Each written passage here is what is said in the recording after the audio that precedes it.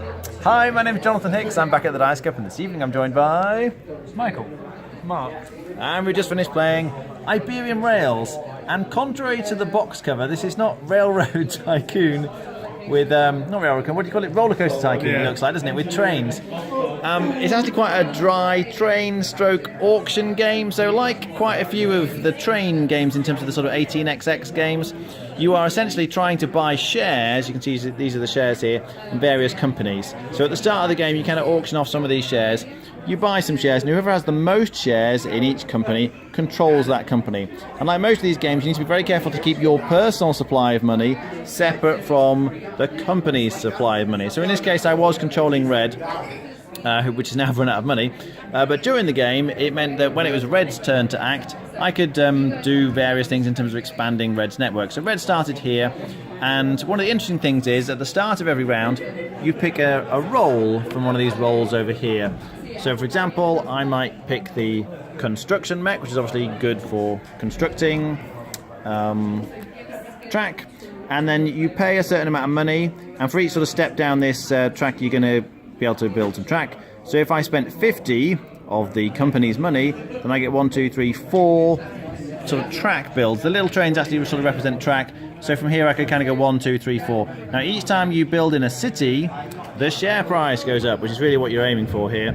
So these are the share prices of all the different companies, and each time it goes up, then obviously they're worth more money.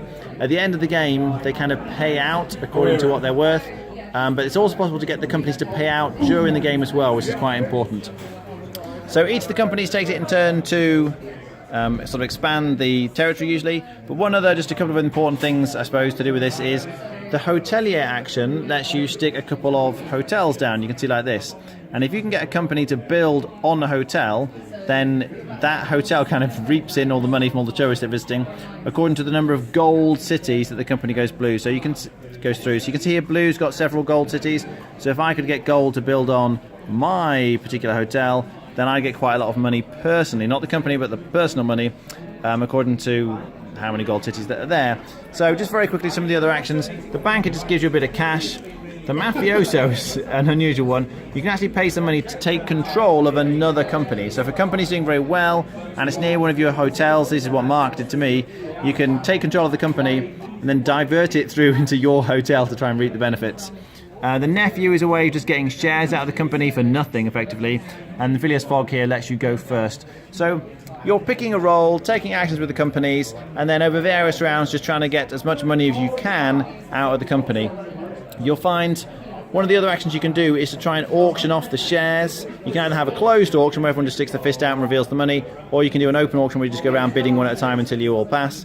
But then after the shares have been won, the company pays out. One of the strange things though is that when the companies pay out, the money doesn't come from the company, the money actually comes from the bank. So that's kind of how money is being injected into the company. Alright, what do you think? It's certainly interesting. I think the biggest problem for me is just the dissonance between trying to manage your own personal money and that of the company. In some cases, it can be really easy to get shares of like via the nephew and such. But with the case of, because the money also acts as your points total at the end of the game, there was the kind of thing of you're wanting to spend as much money as you can, but hold on to it as well. I just think, like, especially with the setup phase, with the very first sort of auction to try and get as many shares as you can, that it's quite difficult to gauge how much money you should actually put in at any given time, because you don't want to spend too much money to try and make a bid for a company, but not have any personal money yourself to get anything else.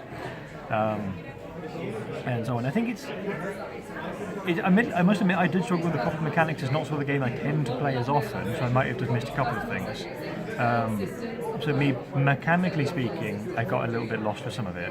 I think my only major other quibble with that is just mostly just to do with the aesthetic and the actual art for it, is that it does feel like there's at least two different artists who worked on it. So you have the cover art, which is slightly wacky and whimsical, and then the actual board itself and the share cards, which are beautiful. They're all beautiful in their own right.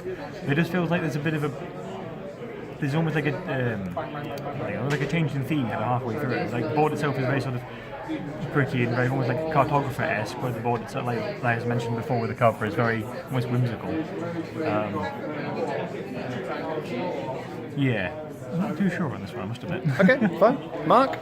Yeah, I guess I know what they were going for. They're trying to offer a light 18xx or train game. That's something that sort of feeling like the detachment, as Mike's saying, between you having your own money reserves and a company that has extra money reserves, and you wanting to sometimes move money towards the company so they can make its shares worth more, so in the long run it's worth more to you, versus against you wanting to hold on to money and then adjusting the share price, and you might in theory lose control of the company, so then you're not going to be able to control it to make more money for you and use your hotels. But I'm not sure if there's enough other game around that to quite carry that. As in, it's got that that's the base of what they've gone with, and then the rest of the game is essentially laying some track here and there. There's not quite enough to balance against those two things to make more of a game of it. I mean, the roles are quite kind of interesting, and there are another, I don't know, at least in the 12 or so in the box. So there's a fair amount of variation.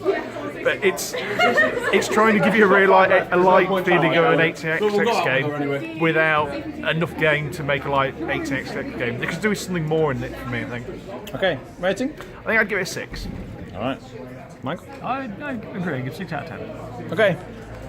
Yeah, it's a weird one, this one. I've played quite a few of the 18x style games, all those ones where you're sort of buying stocks in companies and then trying to run the companies, and I do generally like them. I was quite excited to play this game, actually. But there's a strange disconnect in the middle, because in most of these games, the companies, you sort of do activities with companies like building trail, connecting cities, and then the company earns money for its activities. But in this, the companies just never earn any money. The only way you can actually get any money into the company to build the track that you need to do to increase the share price is to just auction off more shares. And they each have quite a limited number of shares. So when the shares run out, you just can't get any more money into the company, so it can't build any more track, and it just seems to stagnate. So my two companies for the last couple of turns just did nothing because they'd run out of money, they'd run out of shares, couldn't do anything with them. So it's very strange. And then again, when the companies actually pay out, you'd expect the company money will be paying out to the shareholders. But it doesn't. The money sort of magically comes from the bank. Like, thematically, I just don't understand that at all. It doesn't seem to make any sense. And as Michael was saying, the artwork, I really didn't like.